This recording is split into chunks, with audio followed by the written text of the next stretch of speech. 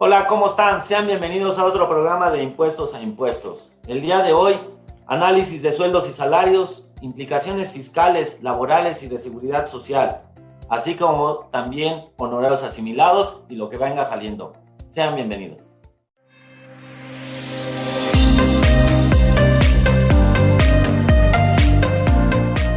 Conocimiento y experiencia. Jurisprudencia y tesis relevantes. Vanguardia en el ámbito tributario. Práctica y doctrina. Todo ello lo encontrarás en De Impuestos a Impuestos, con Armando Piedra. Hola, ¿cómo están? Sean bienvenidos a un programa de Impuestos a Impuestos. Bueno, pues el día de hoy me da mucho gusto contar con la presencia de Rosy. ¿Cómo estás? Me gustaría que te presentaras. Hola, ¿qué tal, por Armando? favor. Muy bien. Muchas gracias. Me gustaría que te presentaras ante el público. Hola, ¿qué tal? Soy la contadora pública certificada Rosa Hueponofre y estamos aquí para poder compartir un poquito de nuestras experiencias aquí en materia de sueldos y salarios. Perfecto. Mi estimada Sandy, ¿cómo estás? Muy bien, Armando, muchísimas gracias. Nuevamente aquí en tu panel. Sandy, que ya nos ha estado acompañando. Hamlet, ¿cómo te va? Bastante bien, muchas gracias, Armando. Es un gusto siempre estar contigo. Mi estimado Jaime, a ti, ¿todo bien? Muchas gracias. Bueno, gracias, buenas noches a todos. Bueno, no se me vaya a olvidar como el otro día, Sergio. ¿Cómo estás, amigo? Buenas noches, Armando. Buenas noches. Muy bien, qué bueno que están aquí. Ya sabes, es broma, amigo. Bueno, hay diferentes temas que siempre se pueden abordar, pero pues tenemos esta famosa reforma que eliminó la subcontratación. Hoy se habla mucho del tema de los sueldos y salarios. ¿Qué obligaciones hay en temas fiscales, su vinculación, su sustento constitucional, en dónde interviene la Ley Federal del Trabajo, todo este tema del Seguro Social, Infonavit, cuál es la diferencia con los honorarios asimilados, conceptos como temas de previsión social, ingresos exentos y varias cosas que hemos decidido hablar en este programa, un programa que seguramente no, todos estos temas no los podremos abarcar en el mismo y que seguramente se prolongará, pero que hoy se vuelve moda o se vuelve a retomar porque hay muchas cosas que debemos de considerar. Mi estimado Jaime, me gustaría que dieras la introducción de este programa y qué es, hacia dónde vamos hoy. Sí, creo que este año, particularmente el sexenio completo, ha sido una especie de reconversión de las relaciones que existen entre los patrones y los trabajadores, en donde se ha pugnado mucho, o por lo menos así se ha planteado, por reconocer los derechos laborales de los trabajadores. Tuvimos una reforma laboral en 2019, se publicó el 1 de mayo, entró en vigor el 2 de mayo, en donde se hace un replanteamiento incluso de la defensa de los derechos colectivos de los trabajadores, de la fuerza que deben tomar los sindicatos, del reconocimiento que deben tener sus derechos. Después, con todo esto de la pandemia, hubo modificaciones en donde se perfeccionó el esquema de trabajo a domicilio, convirtiéndose en un esquema ahora de teletrabajo, y ahora más recientemente, en este año, tenemos una reforma que, como bien decías, hace adecuaciones a lo que conocíamos como trabajo en régimen de subcontratación, para hablar ahora de prestación de servicios especializados o subcontratación de servicios especializados u obras especializadas, que en buena medida hacen voltear a muchas empresas a los esquemas tradicionales de contratación. Hay mucha gente que por desconocimiento, por temor a todo lo que se ha dicho de la subcontratación, ha decidido retomar relaciones laborales o iniciar relaciones laborales que antes no tenía, absorbiendo trabajadores que antes estaban fuera de su subordinación. Entonces, hoy los sueldos y salarios, que constitucionalmente tienen un fundamento ya del siglo pasado, eso también hay que mencionarlo, vuelve a tener vigencia, nunca lo ha perdido, pero creo que hoy se vuelve a poner en la palestra la necesidad de conocer el esquema constitucional laboral a través de la legislación reglamentaria del artículo 123 constitucional. Y de todas ahí quisiera que nos esperáramos tantito, mi estimado Jaime. Título 6 de nuestra Constitución, del trabajo y de la previsión social, artículo 123. Hamlet, Artículo 123. Toda persona tiene derecho al trabajo digno y socialmente útil. Al efecto, se promoverá la creación de empleos y la organización social de trabajo conforme a la ley. ¿Qué te dice este primer párrafo? Fíjate, Armando, que antes de que entremos a esa parte, cuando estamos hablando de nuestra Constitución, hablamos de una separación de la parte dogmática y la parte orgánica. Yo siempre he tenido una gran disyuntiva. Este, al ser un derecho, debería estar dentro de nuestra parte dogmática, ¿no? Y claro... A ver, explícanos cuál es la diferencia entre una y otra, ¿no? Ajá. La parte dogmática antes la teníamos prevista del artículo 1 al 29 constitucional, y la parte orgánica la teníamos del artículo 30 al 136. Sin embargo, ya hemos hecho una revoltura porque nuestra Constitución tiene más de 800 modificaciones y adecuaciones, exclusiones. O sea, ha sido, como bien lo dice Jaime, una Constitución que y más ahorita en materia laboral, pues le hemos hecho tantos parches que entra una gran confusión, ¿no? De si este derecho laboral, independientemente que esté salvaguardado y esté protegiendo los derechos de los trabajadores, si verdaderamente están ya consagrados con el derecho actual y progresivo mexicano. Entonces, cuando lo vemos así, y tú lo dices perfectamente bien, no sé si en realidad nuestro 123 constitucional vaya de acuerdo con la conducta social y con la conducta actualmente que rige en México en materia laboral, ¿eh?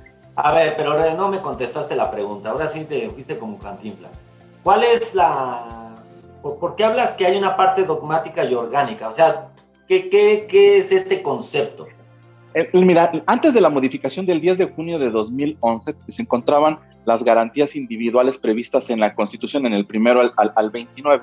Con esta modificación se le pusieron los derechos fundamentales y significaba que antes en esta parte dogmática se encontraban todos los derechos consagrados y las garantías que salvaguardaba. Y en la orgánica es en cómo el Estado se iba a organizar para salvaguardar estas garantías y ahora estos derechos. Por eso los separaron. Pero cuando tocas tú el 123 constitucional, que se debería encontrar en la parte orgánica, pues estamos viendo que debería estar en la parte dogmática, porque es un derecho, y ahora el derecho al trabajo es un derecho fundamental para el desarrollo del individuo. Entonces, ya no sabemos si efectivamente ahora hay esta gran separación de la parte dogmática y la parte orgánica, porque pues hay una gran confusión con este derecho fundamental que prevé el 123, que es el derecho al trabajo digno y bien remunerado. Muy bien, gracias, Hamlet. ¿Algo que quieras agregar, Sergio? Pues muy interesante todo lo que nos comentó Hamlet, ¿no? Pero, pues si bien es cierto, estos cambios han hecho que la Constitución se conforme de una forma diferente, pero en cuanto al fundamento legal seguimos bajo las mismas circunstancias, ¿no? 123, apartado A, la Ley Federal del Trabajo, los artículos 1, 2, 5, 6, 17, 18 y 19, y que básicamente reza las disposiciones laborales que se deben considerar de orden público y especialmente protegidas por el gobierno y que buscan justicia entre los trabajadores y los patrones, de tal forma que esta parte es la que va a regular las relaciones entre los trabajadores y los patrones, porque adicionalmente, si vemos en el fundamento, también se aplican en la regulación de las leyes laborales todos los reglamentos laborales, los acuerdos internacionales de México. Ok, pero ya te me fuiste a la Ley Federal del Trabajo. Respecto al tema constitucional, ¿tienes alguna observación? No, más que lo que al principio había comentado y como fundamento legal es lo que he estado mencionando, ¿no? Muy bien. Rosy, ¿algún comentario respecto al constitucional? ¿O estamos claros? No, lo que dijeron Hamlet y Sergio, pues tienen muchísima razón. Es una cuestión que, bueno, viene de la Constitución y es un derecho fundamental, el cual todos debemos respetar. Perfecto. Bueno, mi estimada Sandy, en el siguiente bloque te voy a pedir que entres con temas de la Ley Federal del Trabajo, así que en este momento tenemos que ir a un corte y enseguida regresamos. De impuestos a impuestos, regresamos. IDC te invita a nuestros seminarios fiscales 2021. En cada uno de estos seminarios obtendrás los conocimientos necesarios de los efectos legales y fiscales que deberás seguir. cuánto y cómo se reparten los dividendos, aprende esto y más en nuestro seminario Básicos para la repartición de dividendos. Conoce el tratamiento fiscal y de comercio exterior del robo o destrucción de mercancías que debes ofrecer en donación, materias primas, productos terminados o que hubieran perdido su valor. ¿Cómo atender una cancelación de certificados digitales? Descúbrelo en este seminario. La normativa fiscal aplicable en cada país tiene que ajustarse al contexto internacional para establecer cómo se determina la renta del contribuyente. Cerramos nuestros eventos fiscales con todo lo nuevo en la reforma fiscal el 25 de noviembre. Llévate todo el paquete fiscal con nuestra promoción en conmemoración de los 35 años de IDC. Ponte en contacto con nosotros.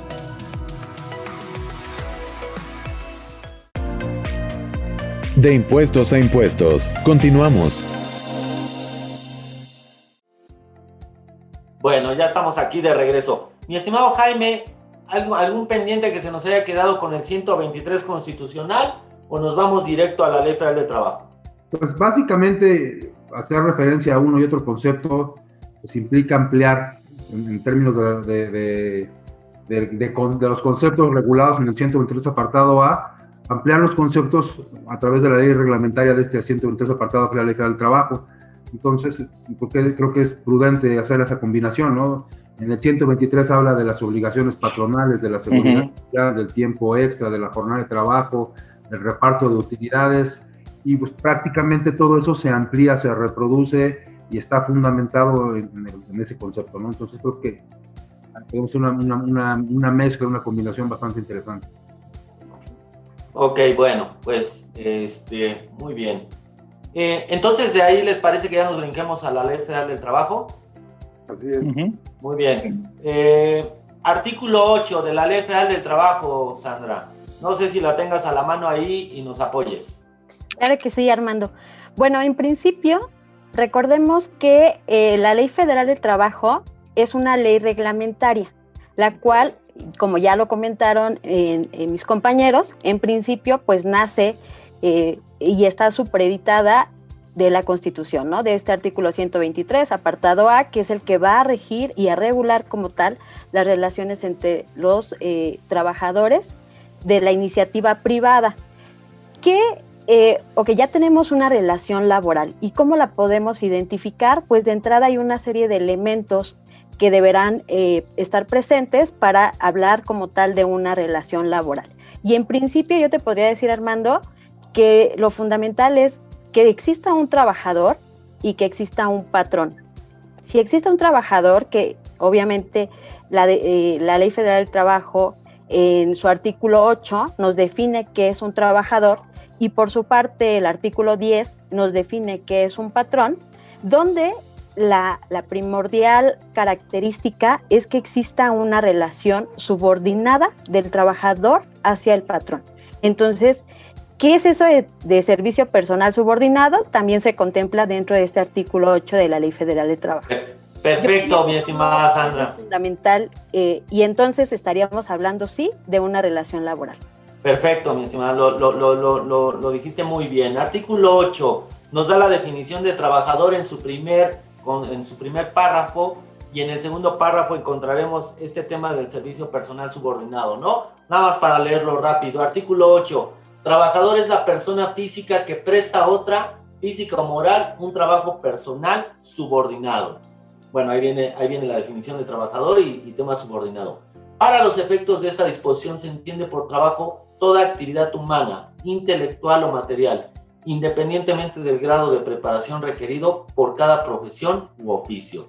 Entonces, aquí nos define también qué es el trabajo, ¿no? Y nos menciona qué es el trabajador, pero aparte nos habla de este concepto de subordinación, mi estimado Hamlet. Fíjate que cuando hablamos de la subordinación, y que Jaime y yo lo hemos visto últimamente, mucho, si efectivamente tiene que haber el ordenamiento del patrón hacia el trabajador, y el trabajador tiene que acatar la indicación del patrón. en esta relación de subordinación para la prestación de un servicio que no tiene que traer una condición técnica, porque así lo establece también el artículo 8, no tiene que traer una característica técnica, únicamente para la prestación de un servicio que requiera el patrón, ¿no? Pero no te da una condición específica de cómo tiene que estar realizada, sino únicamente a través de la orden que se dé o a través de la instrucción que dé el patrón, ¿no? Y que bueno, pues ahí está muy clara la parte del 8 de la Ley Federal del Trabajo. Bueno, a mí me gustaría también ver el artículo 9, siempre se me ha hecho muy interesante. No sé si, Rosy, tengas una opinión respecto a esto, pero mira, por ejemplo, dice, artículo 9, la categoría de trabajador de confianza depende de la naturaleza de las funciones desempeñadas y no de la designación que se dé al puesto. O sea, nos está dividiendo funciones y puesto. Son funciones de confianza las de dirección, inspección, vigilancia y fiscalización cuando tengan carácter general y las que se relacionen con trabajos personales del patrón dentro de la empresa o establecimiento. O sea, ¿tenemos trabajadores de confianza y de desconfianza o cómo está el tema? No, el artículo es muy, muy clarito acerca de los que son trabajadores de confianza, son los que hacen estas funciones, dirección, inspección y vigilancia. Ya que aquí hace una aclaración, porque a veces tenemos, o algún error más bien, las empresas no tienen bien categorizados a sus trabajadores, no tienen organigramas, no tienen descripción de puestos, y llegamos a confundir. Pero aquí es muy importante, porque también depende de sus funciones, cuáles son sus responsabilidades, y acerca de todas las funciones que hagan hacia los trabajadores. ¿Sí? Entonces, desde mi punto de vista, acá los patrones lo que deben de hacer es siempre tener bien estipulado quién es uno y quién es otro, para efectos de que nadie tenga cuál es esa duda. Digo, por lo regular manejamos esto de confianza más bien los que son obreros o sindicalizados. Muy bien. Sí, aunque hay por ahí algunos otros conceptos que definen la parte de la confianza. Así son las funciones, efectivamente, de dirección, fiscalización, acción de carácter general, pero también son los que tienen una cercanía con el patrón tal que llega a inmiscuirse incluso en asuntos o eventos de carácter personal.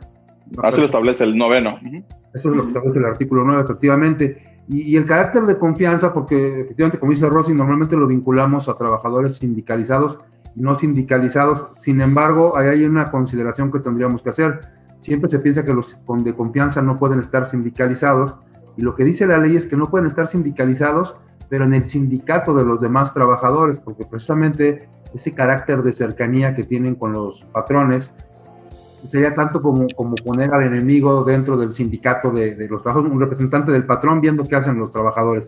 Entonces dice, no pueden estar sindicalizados con los demás trabajadores, lo cual se ha interpretado como la posibilidad de que los trabajadores de confianza estén en un sindicato que sea propio de los trabajadores de confianza. Y además una distinción del concepto. Un trabajador de confianza, y precisamente hablando de que la confianza refiere a la fe que se tiene en una persona, implica que si el patrón le pierde la confianza al trabajador, entonces se perdería una posibilidad contemplada en los artículos 48 y 50 de la ley, que es que cuando yo despido a un trabajador tengo la posibilidad de no reinstalarlo, porque él me puede demandar la reinstalación. Pero la confianza jamás se puede reinstalar, amigo. Entonces, claro, una vez perdida la confianza, dice, el patrón tendrá que, o podrá pagarle la indemnización que corresponde a la no reinstalación y no reinstalarlo. O no podría haber un laudo que me obligara a reinstalar a un trabajador de confianza. Bueno, de hecho hay un laudo, no habría un laudo que te obligue a pagar la indemnización. Sí, a pagar 20 días. A pagar el sí, pero no a reinstalarlo. Ajá, exacto. Entonces, hay muchos juicios que se han definido así, Jaime. Así es. O sea, que no le corresponde, porque al ser un trabajador de confianza, sí, él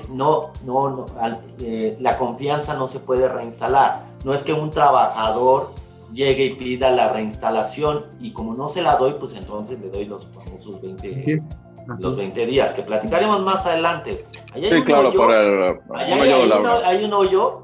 Pero fíjate, Armando, tendrías que aplicarle que no le aplica por el hecho de ser trabajador de confianza. ¿no? Tendrías que aplicarle la que más le beneficie, no la que más le perjudique. Exacto. ¿Sí? Al trabajador. A ver, voy a leer rápido el artículo 10 para llegar con una serie de conclusiones para el siguiente bloque.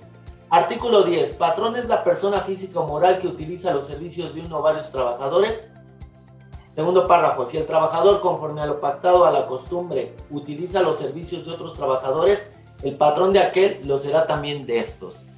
Con este concepto o este artículo 10 nos vamos a un corte y enseguida regresamos.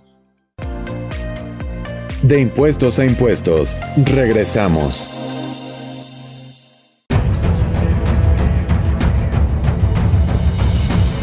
En 1986 nació Información Dinámica de Consulta con la misión de dar información a profesionales del ámbito jurídico. Evolucionamos contigo y en 2001 logramos informarte en tiempo real gracias al nacimiento de IDC Web. Dimos paso en el 2016 a Foro IDC, un evento de alto nivel para el impulso de la competitividad del empresario mexicano. En 2017, unificamos cada avance bajo el dominio www.idconline.mx. Hoy puedes encontrarnos en múltiples plataformas con información vanguardista y especializada para capacitar e informar a los elementos clave de las empresas.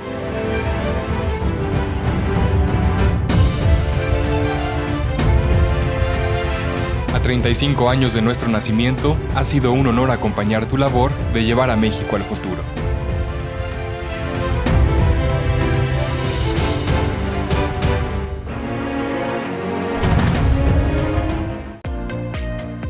De impuestos a impuestos, continuamos. Muy bien, ya estamos aquí de regreso.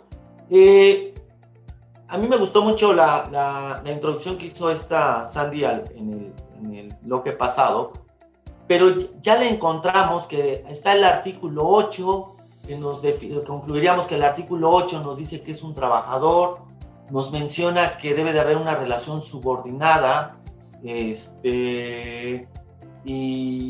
bueno, el 10 nos habla de quién es el patrón, y ya vimos que el 9 nos habla de quién es un trabajador de confianza. Sergio, ¿algo que quieras puntualizar respecto a esto o nos seguimos con otra cosa?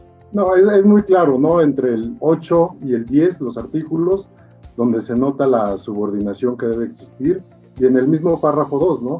Que si el trabajador tiene a su cargo otros trabajadores, el patrón siempre será el mismo para todos, ¿no? Entonces prácticamente estamos identificando perfectamente las figuras de patrón y el empleado. Muy bien, ok, perfecto. En el momento en que alguien me quiera hacer un comentario, Rosy o algo, y quiera levantar la mano, puede interrumpir, ¿eh? Aquí se trata de un diálogo, ¿no? Bueno, de ahí nos brincaríamos, mi estimado Jaime, al título segundo, Relaciones Individuales de Trabajo, capítulo 1, Disposiciones Generales, el artículo 20. El artículo 20 dice, se entiende por relación de trabajo cualquiera que sea el acto que le dé origen, la prestación de un trabajo personal subordinado a una persona mediante el pago de un salario. Contrato individual de trabajo, cualquiera que sea su forma o denominación, es aquel por virtud del cual una persona se obliga a prestar a otra un trabajo personal subordinado mediante el pago de un salario. Contrato individual de trabajo, Jaime. Sí, aquí yo creo que incluso la secuencia que diste a las disposiciones es la adecuada.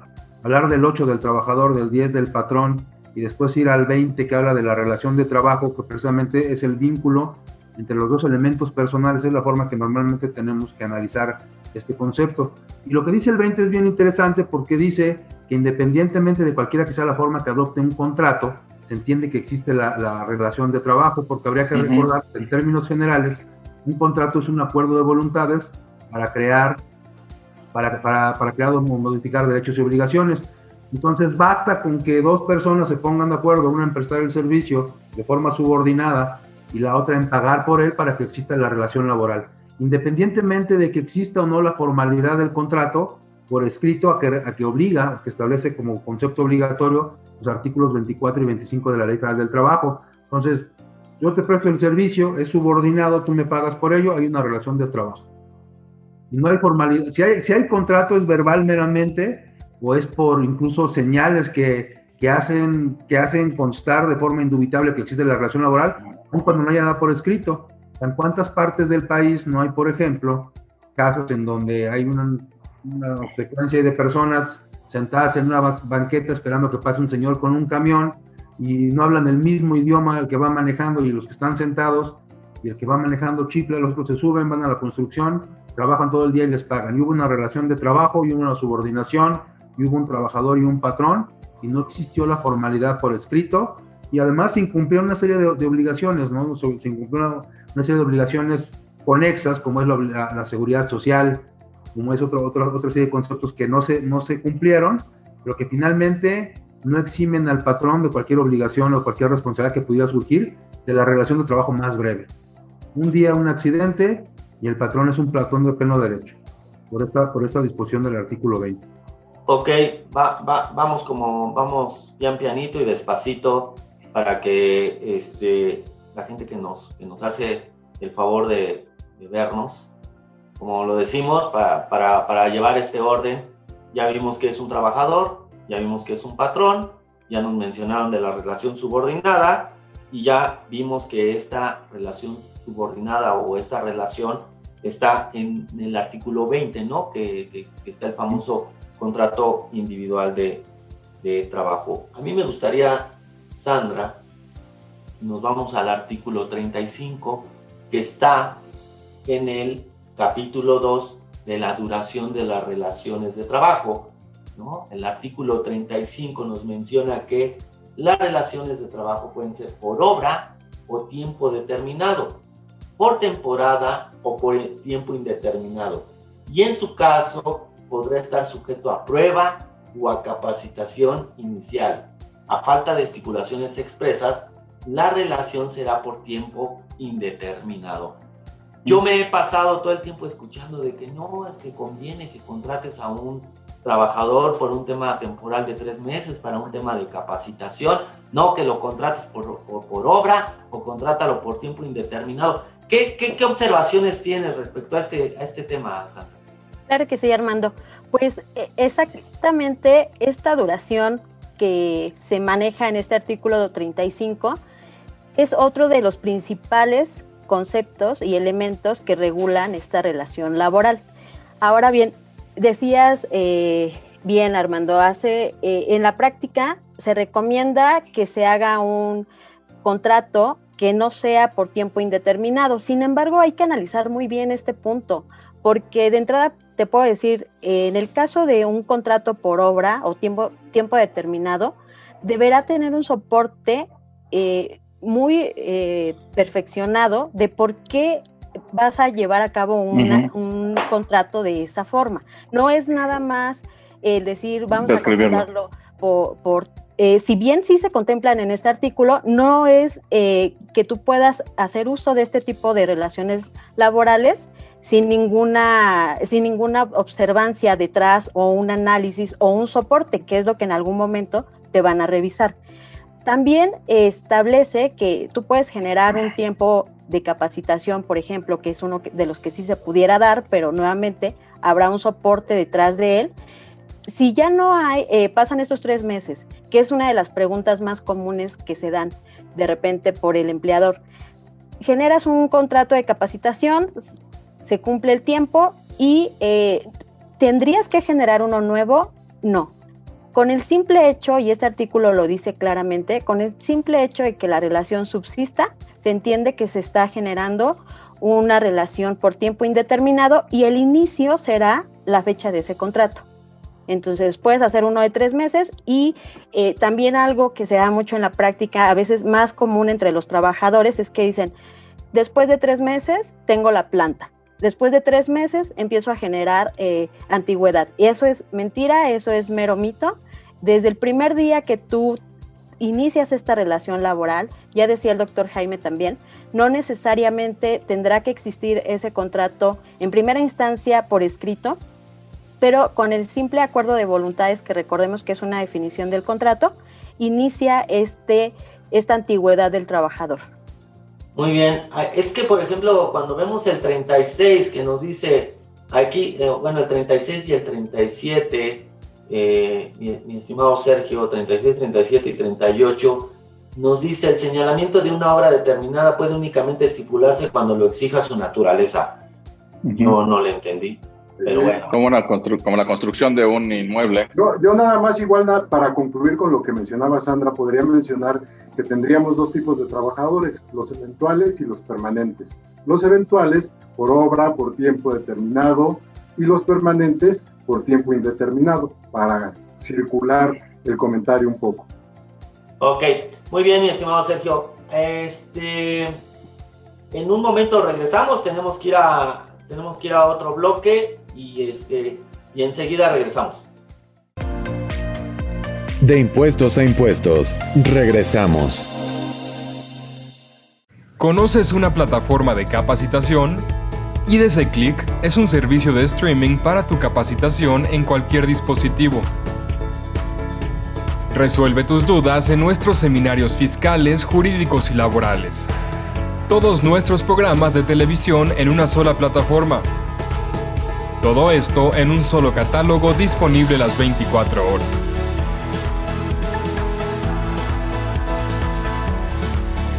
Únete a la familia IDC con la mejor plataforma para una capacitación completa. IDC Click, tu mejor opción.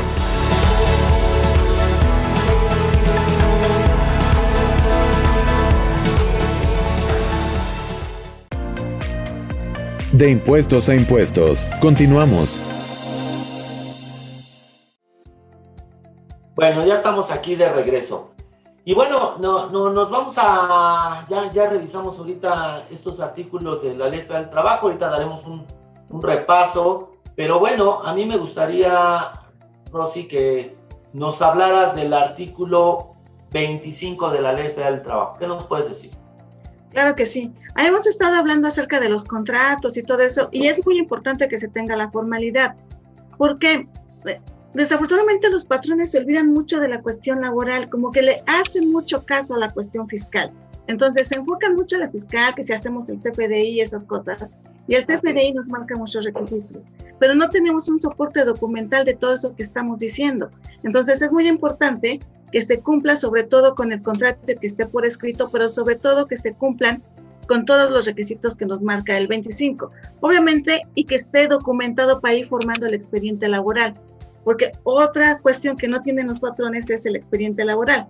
Ejemplo, tan solo en el 25 nos dice que se debe tener nombre, nacionalidad, edad, acceso, estado civil, CUR, RFC de los trabajadores, y ahí empezamos nuestro expediente.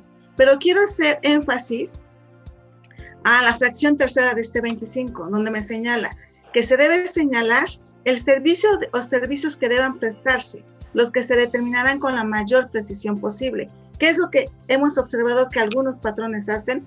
Le ponen puesto auxiliar administrativo con las funciones inherentes al puesto.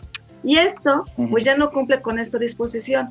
¿Por qué es importante hacerlo? Para efectos de determinar, por ejemplo, posibles riesgos de trabajo, cuestiones de poder despedir a un agente que no está haciendo sus funciones.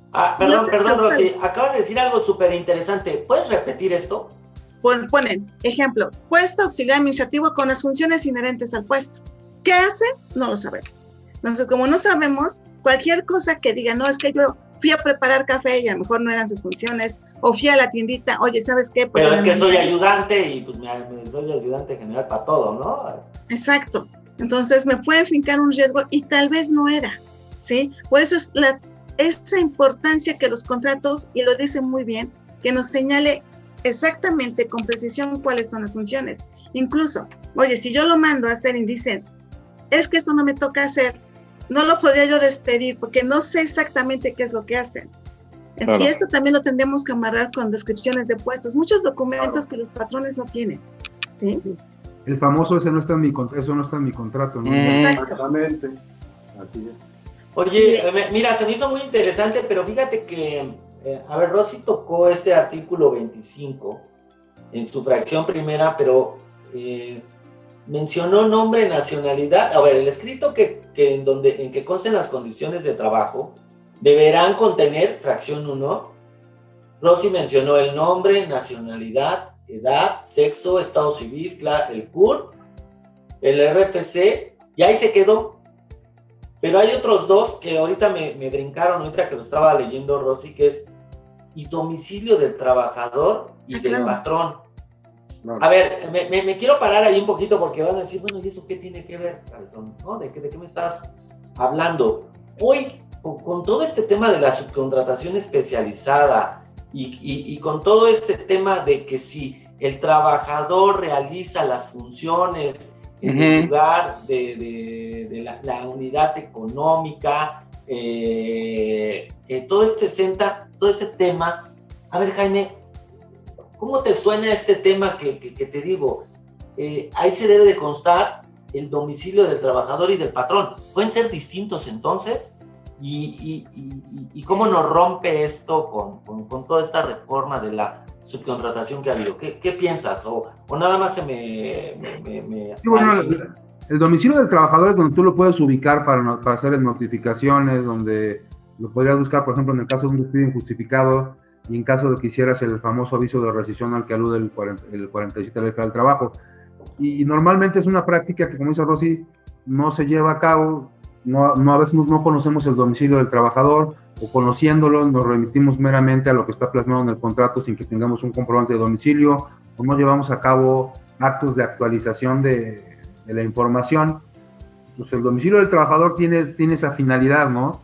Y en el caso de la subcontratación, hoy cambian muchos conceptos, ¿no? Sí, efectivamente, cuando hablamos de insourcing, que es una figura que no como tal, sino como empresa de personal, de grupo de empresas, está contemplado ahora en el artículo 13 de la Ley Federal del Trabajo, y de repente van a coincidir y va a haber por ahí cosas que tendríamos que hacer adecuaciones, ¿sí? El domicilio tiende a ser un concepto importante, ¿no? En todo.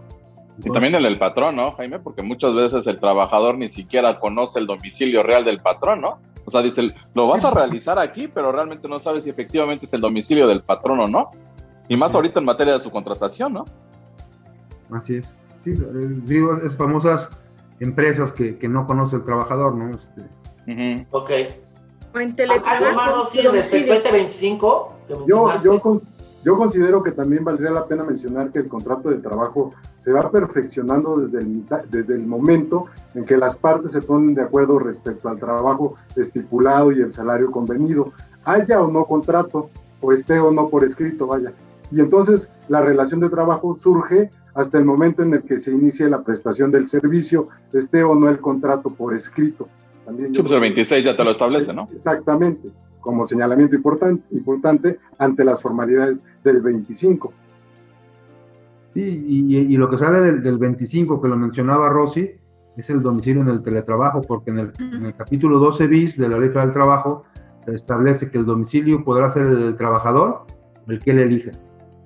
¿Cuántos trabajadores hay que están en Tulum o en Playa del Carmen, en Cancún, en cualquier parte del mundo, y desde ahí pueden estar trabajando, ¿no? Y no actualizamos el contrato con una adecuación precisamente por teletrabajo, ¿no? Claro. Ok, ¿algo más que quieras agregar en este comentario en el 25, Rosy? El salario, ahí dice la forma y el monto del salario, porque luego, por ejemplo, pone salario 10,000 y luego no sabemos dividir si es entre 30, aunque es muy claro la disposición en el último párrafo del 89, que es entre 30, y lo amarramos con la ley del Seguro Social, que también me dice, pero desafortunadamente cuando ponemos ese tipo de periodicidades, luego las empresas no lo sabemos dividir y tenemos errores para determinar el salario diario, y eso va a traer consecuencias, sobre todo en salario base de cotización, ¿sí? Muy bien. Y bueno, mira, ya que tocaste la forma y el monto del salario, yo diría que en la fracción 7, el día y el lugar de pago del salario, que bueno, es referente a pues ya tema de muchos años. Oye, el día y el lugar de pago del salario, pues hoy el pago por lo general ya no hay lugar, ¿no? Te cae de manera electrónica en una tarjeta, ¿no? Claro. Pero ahí lo tenemos que amarrar con el 101, que debe haber previa autorización del trabajador para que me paguen en otra forma de pago, cheque, depósito en cuenta, y claro, en los contratos luego no se pone, ¿sí? Que se autoriza, que se ponga, se autoriza esa forma. Ok, entonces tendríamos que ver ese 101 que comentas, ¿no? De la Ley del Trabajo, o sea, debe de haber una autorización y ya asumimos con el contrato que pues, se lo pago, no se lo voy a pagar en efectivo, se lo voy a pagar a través de una tarjeta de nómina, ¿no? ¿Sí?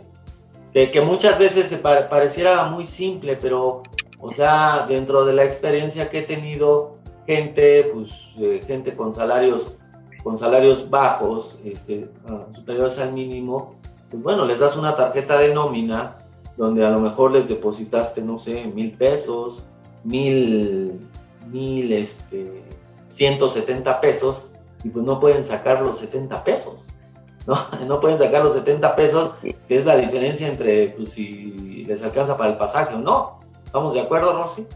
Sí, incluso en el 101 dice que los costos adicionales, o sea, como las comisiones, porque a lo mejor no hay banco donde lo depositan, van a cuenta del patrón. Uh-huh. Pues, perfecto. Bueno, tenemos que ir a un corte y enseguida regresamos. De impuestos a impuestos, regresamos. IDC te invita a nuestros seminarios fiscales 2021. En cada uno de estos seminarios obtendrás los conocimientos necesarios de los efectos legales y fiscales que deberás seguir. ¿Cuánto y cómo se reparten los dividendos? Aprende esto y más en nuestro seminario Básicos para la repartición de dividendos. Conoce el tratamiento fiscal y de comercio exterior del robo o destrucción de mercancías que debes ofrecer en donación, materias primas, productos terminados o que hubieran perdido su valor. ¿Cómo atender una cancelación de certificados digitales? Descúbrelo en este seminario. La normativa fiscal aplicable en cada país tiene que ajustarse al contexto internacional para establecer cómo se determina la renta del contribuyente. Cerramos nuestros eventos fiscales con todo lo nuevo en la reforma fiscal el 25 de noviembre. Llévate todo el paquete fiscal con nuestra promoción en conmemoración de los 35 años de IDC. Ponte en contacto con nosotros.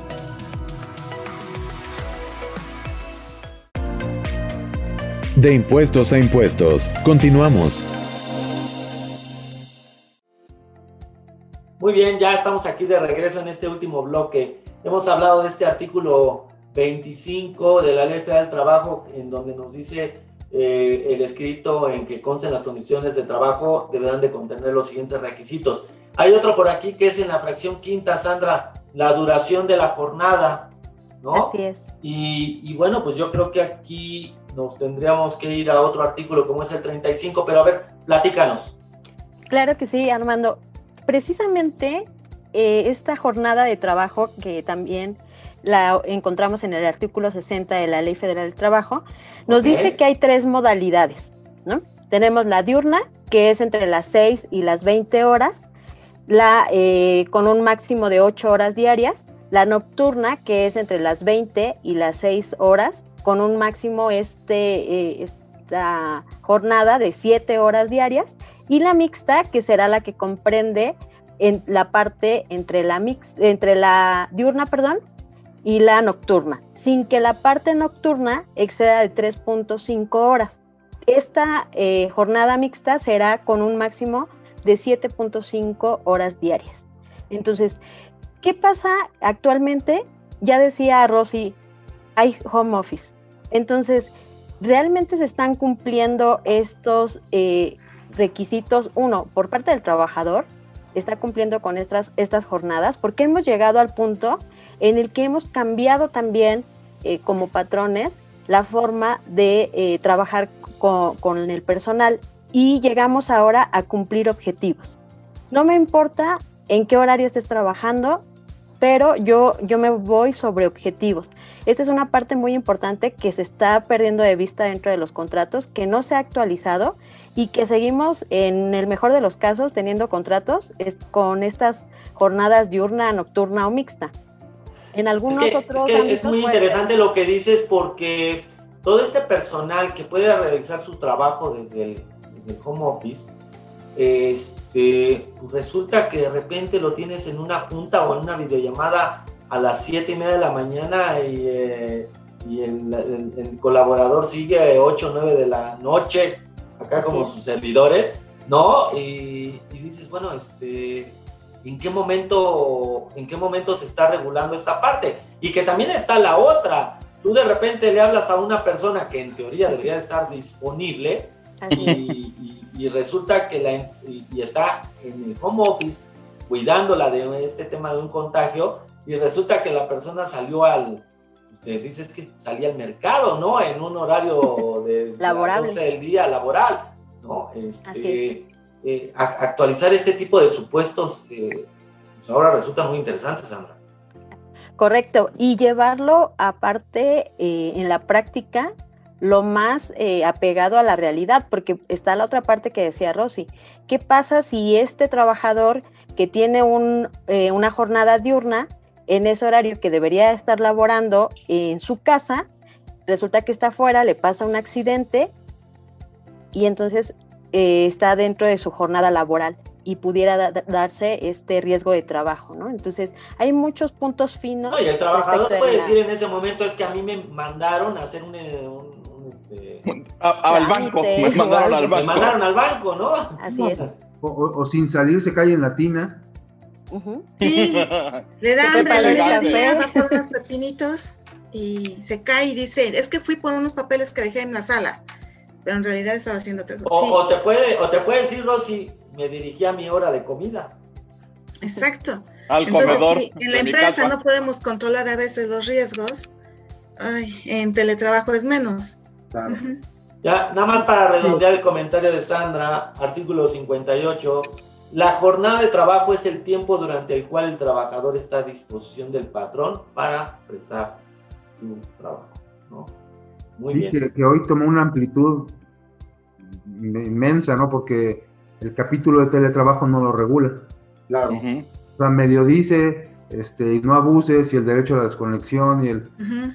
pero no establece los parámetros, ¿no? Porque dice, respeta las características de género y personales del trabajador, si es madre, si es padre, si es lo que sea, que sí, pero entonces, ¿dónde queda el concepto, el que menciona Sandra, de jornada de trabajo? ¿Cuál es mi jornada? El 61 ya te salió sobrando ahí. No, es que la reforma, lo del teletrabajo nada más es como una propuesta para únicamente considerar la etapa por la que estábamos pasando, pero en realidad le falta mucha correlación con la Ley Federal del Trabajo, porque no está hablando, habla de cosas que ya están escritas, ¿no? Como que debe estar inscrito el trabajador en el Seguro Social, recibir un sueldo, proveerlo de materiales propios para el desarrollo de sus actividades, etcétera, ¿no? Digo, esa parte la sabemos y existe en la... Sí, pero no es temporal, está ahí contemplado. No, sí, exacto. No. Sino como una forma más de realizar el trabajo subordinado. Sí, hoy para muchas empresas llegó, conozco ya empresas que decidieron ya no rentar y tienen a todos los colaboradores en home office.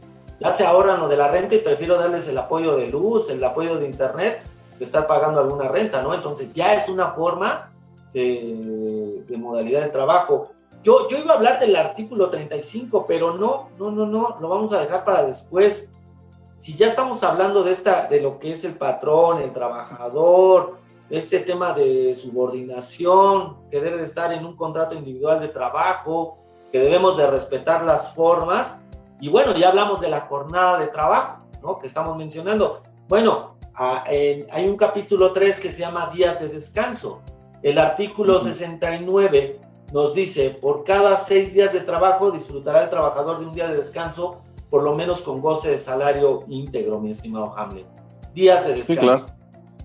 Fíjate que sí, así lo establece el capítulo 3, pero ¿qué crees? Ahorita cuando entramos en la modalidad, y vamos a tocar lo que estábamos comentando, ¿no? La modalidad del teletrabajo, tendríamos que estipular con mucha claridad ¿qué día de descanso vas a estipular con esta nueva forma de realizar una actividad? ¿No? O sea, oye, ¿qué día no me voy a poder conectar? Domingo, lunes, martes y claro, siempre respetando estos días de descanso obligatorios, ¿no? Bueno, sí, que además el 59 dice que las horas del día sábado las podrías distribuir entre los demás días de la semana. Uh-huh. A conformar la famosa semana inglesa. Y después dice, o cualquier otra modalidad equivalente. O sea, si se nos ocurriera distribuir las del viernes y las del sábado, de lunes a jueves. Pues claro, es que cuando te dice, o cualquier otra modalidad, te da la opción de ponerlo como tú quieras, ¿no? O sea, ya te quitó la restricción. Al final siempre estamos hablando de un día de descanso a la semana, ¿no? Claro. Por lo menos. Pero creo que en el medio poca gente trabaja los sábados, ¿no? No sé si sea una mitad, un poco más de la mitad, pero hay mucha gente que no trabaja los sábados. Bueno, pues es algo tampoco común. quisiera ser de esos, ¿va? Pero bueno, yo trabajo mejor los sábados, porque no hay llamadas, no hay nada. A ver, miren, ha resultado muy interesante este primer programa respecto, no hemos terminado ni la ley federal del trabajo, no hemos entrado al tema de seguridad social, ICR, hay un chorro de cosas que tendríamos que tocar. Nos queda un minuto, algo que quisieras concluir, mi estimada Rosy, y bueno, tú que estás invitada, por favor. Sí, claro. Yo sí invitaría a todos los patrones que le den una revisada a la Ley Federal de Trabajo, porque aunque no lo crean, sí dice qué es lo que tenemos que hacer y cómo comprobarlo, porque a veces dicen, es que todo a favor de los trabajadores. No, por ejemplo, ahí te dice cómo debes hacer un contrato, cómo debes hacer esto, cómo debes hacer el otro, ten constancia de vacaciones, materialidad. Sí, nos dice pues lo que debemos tener en materialidad, amarrar con razón de negocios, o sea, de verdad, y teniendo todo y haciendo lo que es un compliance laboral, ya estamos del otro lado. ISR es impuestos y IMSS es más tramitología y eso, teniendo laboral, ya estamos como 80% del otro lado. Uh-huh. Muchas gracias, Rosy. Ya no les puedo dar la palabra a los demás porque nos queda muy poco tiempo, pero, a ver, estamos apenas en la Ley Federal de Trabajo. Y perdón aquí a todos los que nos están viendo, la verdad es que esto está resultando ser una muy buena capacitación para temas de sueldos y salarios. Yo los invito a que no se pierdan el siguiente programa, porque se va a ir poniendo muy interesante en cada momento. Muchas gracias a todos, se los agradezco, como siempre. Gracias. Amigos, les mando un abrazo, gracias Andy, Rosy, ¿no? Un abrazo para todos. Gracias, buenas noches.